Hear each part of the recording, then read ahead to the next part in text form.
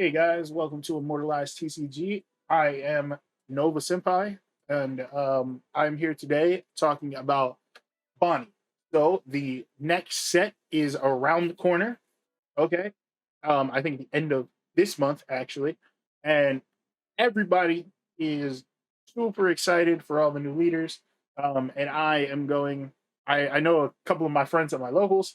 They have been wanting to build Bonnie, and I saw a couple of them cooking. But I'm going to make a video on the builds that I've seen or the builds that have topped in Japan. So this is one of the first ones. So they are running the um, Supernova and the Doflamingo package. So we have Cavendish. He's a staple in all the decks that I'm going to show. Cavendish, super stable. So if you want, right now, if you see the video on TCG Player, I think his alt art is about 20 to 22 bucks last time I checked. I would go grab a playset because he's going to just shoot up. I guarantee it. And if I'm wrong, well, I'm wrong. But yeah, so we got Cavendish. You want the one cost Scratchman Apu. So on play, rest up to one of your opponent's cost 2 or less characters, but really we're just putting him in there for the 2K. Viola, same thing, just 2K. We are running 4 copies of Doflamingo. We are running 4 copies of Baby 5. Again, this is another 2K for your hand. We are running 3 copies of the secret rare Don Quixote Rocinante. The reason for this is during his opponent's turn, if this character is rested, your active character with an original cost of 5K cannot be knocked out by effects. And on play, you may rest this character, play up to 1 green character card with a cost of 5 from your hand. So when you play him, you can drop Bonny, which we are also running a 4 copies of. And Bonnie's on play is that one of your opponent's rested characters or Don do not become active during the next refresh page. So she's just a 5-cost version of Dovey with just a 1 character effect instead of 3. She's just mini Dopey, but you can combine her off of Rosinante, or you can play Cavendish and just get 2 active Don. So really, you'd be playing Rosinante for 6. We are running 4 copies of Baby 5. She is our searcher to allow us to search out, our Doflamingo, our Rosinante, our 2Ks, Viola, so on. We are running 2 copies of Hody Jones, which this version of the deck is probably, I won't say the worst, but I was running it at first, and then I moved to other ones that have 4 copies of Hody, solely because Hody is just, it's an insane card, bro. He has Rush, on play, rest to a total of 2 of your opponent's characters or Don, then put the top of your life cards in your hand. It's just, you might be -1 life, but listen, you're probably swinging for game with him anyway. Then you're running 4 copies of the 9-drop Zoro. So his attack, when attacking once per turn, rest 1 Don, said the character is active. Then again, rest 2 Don, said this character is active. So with 3 Don, he attacks 3 times, which is with 9K attacking 3 times is ridiculous. This is another staple that should be in any Bonnie deck, even if you do not build the decks that I show here. I think Eroge is an essential part of Bonnie. So he is a 4-cost 5K blocker, but his ability is at the end of your turn, set 1 of your Don cards as active. And Bonnie's ability is when an opponent attacks once per turn, you may rest 1 Don and rest up to one of your opponent's leaders or characters, no cost. It is insane. But with him, it allows you to make full plays using all of your Don. Otherwise, you are always going to have to keep a Don active and not be able to use it, which means you are playing at 9 Don pretty much. At endgame, you'll be playing with 9 Don because you'll never be able to use that 1 extra Don. With him, you can just full 10 Don. You don't even have to worry because at the end of the turn, he will be face down. So we already went over Bonnie. Another one, we are playing the 6-cost 7K Basil Hawkins, and his ability is if your leader has a supernova in its type, this character gains blocker. So Bonnie's a supernova, so of course. And then once per turn, if this character were to be removed from play by one of your opponent's effects, you may instead rest one of your opponent's characters. Now, this is huge for black, yellow, and purple. So in the new format with purple, Pudding is crazy. She comes up in the next, not this set, but '08, I believe. I was playing against her in Unlimited. So the purple Big Mom, the yellow 8-drop Kata Curry that we all know and we love because yellow's such a great color and not absolute bullshit. And then black's just removal. They won't be able to remove the card. If they, for some reason, forget and they try to remove it, then one of their characters gets rested. So in play with her ability, that's 2 characters rested. They can't really do anything. And then it's just an all-around good card.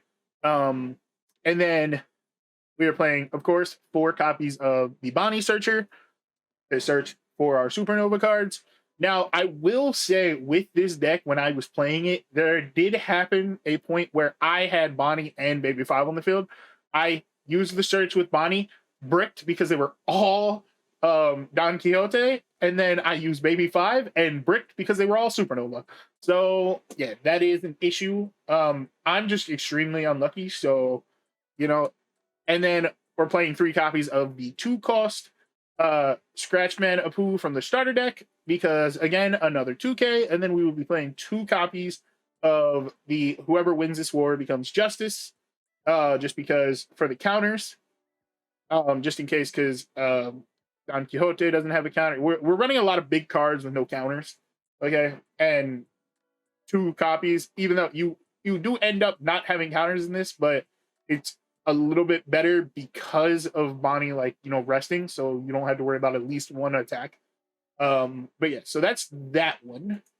Then we will go. So this one placed first place in one of, I think it was a flagship, but it was a couple months ago, I believe. So this one is, of course, running our 4-cost Cavendishes, 4 of the 2K 1-cost Scratch Mana Poos, 2 Eustace Captain Kids. All right, we all know what this kid does. This 8-cost kid is a monster, okay? So just in case you don't know what it does, once per turn, if this character is rested, your opponents cannot attack anything other than characters named Eustace Captain Kid that requires 1 Don. And then activate me once per turn, you may rest this character to play up to 1 character card with a cost of 3 or less from your hand.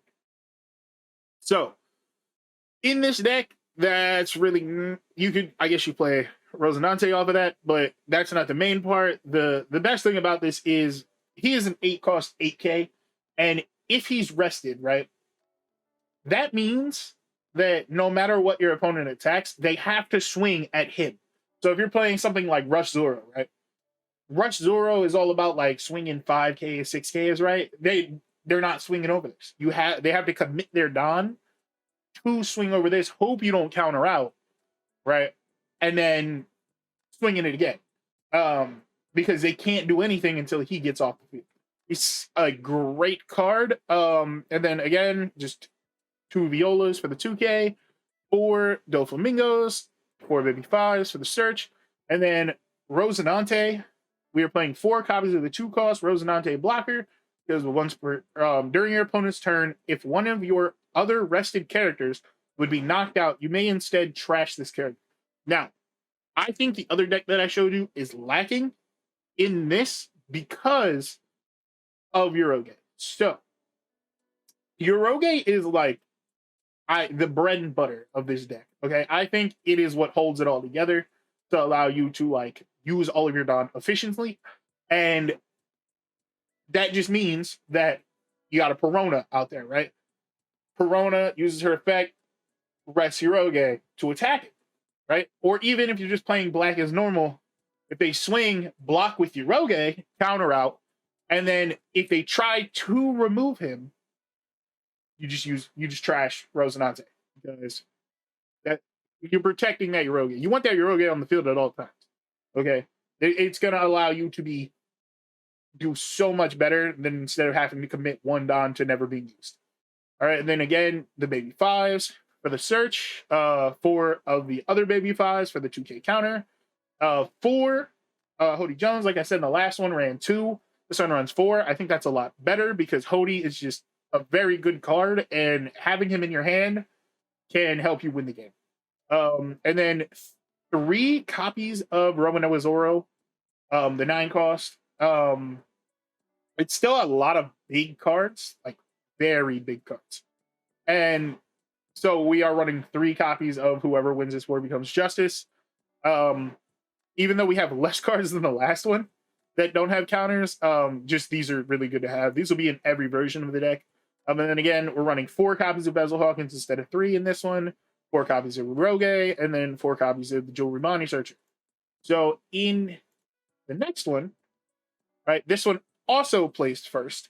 And this one is the one that I like the best. This is the one that I've used, and I will say I haven't lost with it. I haven't used it like all the time, but every game that I've played with this version of the deck, I have not lost. Okay.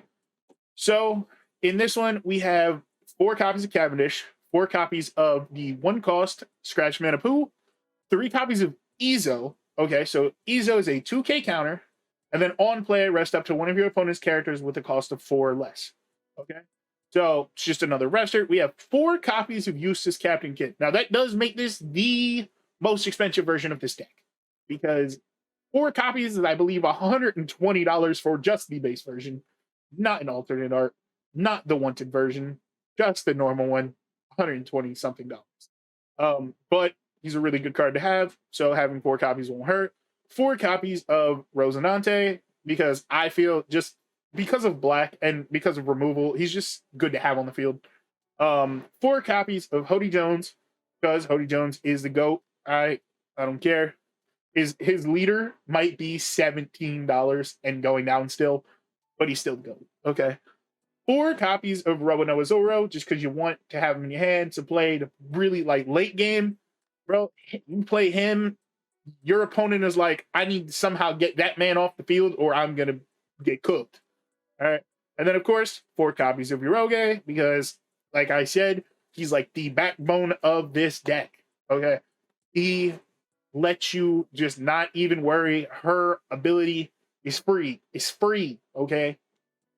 4 copies of Basil Hawkins, because he's great. 3 copies of Bartolomeo, the blocker from OP07. So his ability is your turn, once per turn. If this character is rested from your own effects, draw 1 card, then trash 1 card from your hand. So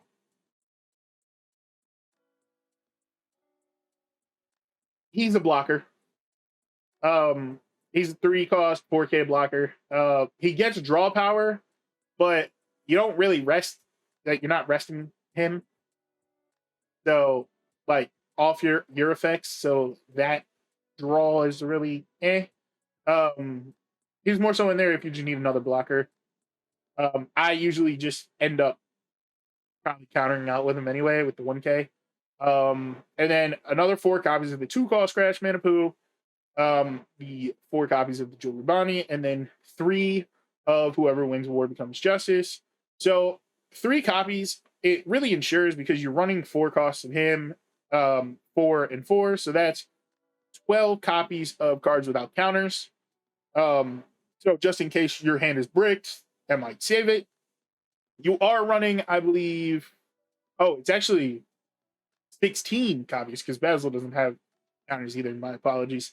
Then I believe it is just the Scratch Manapoos are the only 2Ks in your hand, while everyone else is 1Ks. But again, you're not really relying on counters, because Bonnie's effect is like you're going to counter out of that first one, but you're going to rest another one, so you don't have to worry about counters as much because you're resting one of their opponents to not attack.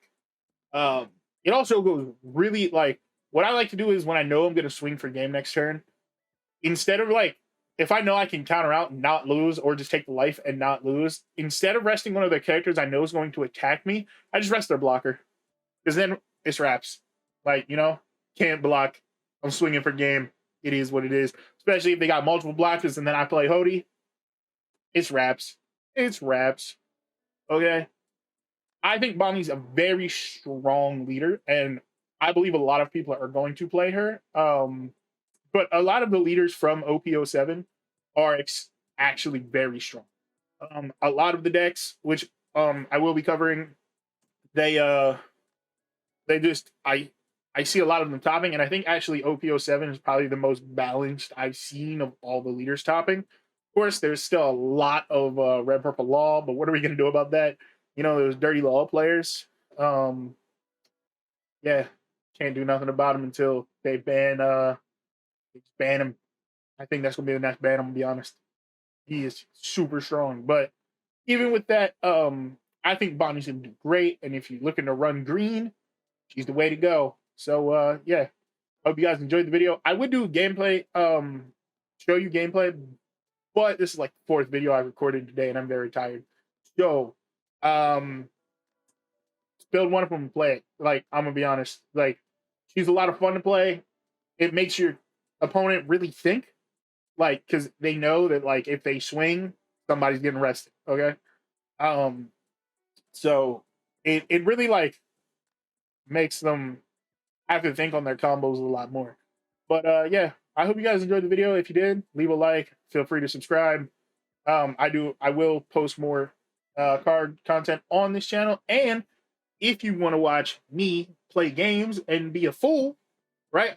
You can go watch my main channel. The link will be in the description. It is Nova Senpai. And yeah, see you guys in the next video. Peace.